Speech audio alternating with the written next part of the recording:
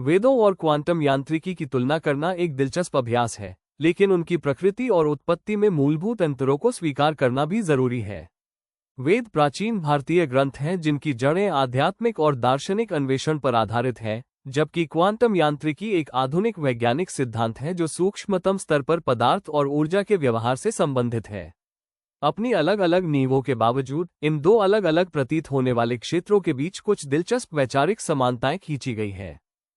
समानताएं अंतर्संबंध, क्वांटम यांत्रिकी और वैदिक दर्शन दोनों ही एक ऐसे ब्रह्मांड का सुझाव देते हैं जो गहराई से परस्पर जुड़ा हुआ है और जहां व्यक्तिगत इकाइयां एक बड़े समग्र का हिस्सा है।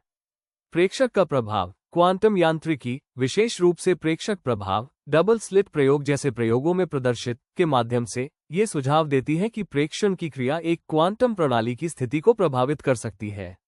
यह वैदिक विचार से मेल खाता है कि दुनिया के बारे में हमारी धारणा चेतना द्वारा आकार लेती है और भौतिक जगत प्रेक्षक द्वारा प्रभावित होता है।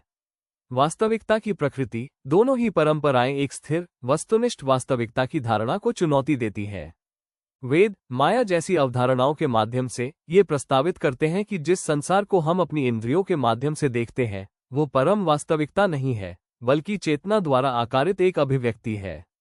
क्वांटम यांत्रिकी, अध्यारोपण और उलझाव जैसी अवधारणाओं के माध्यम से एक संभाव्य और परस्पर संबद्ध वास्तविकता का सुझाव देती है जो अवलोकन से प्रभावित होती है।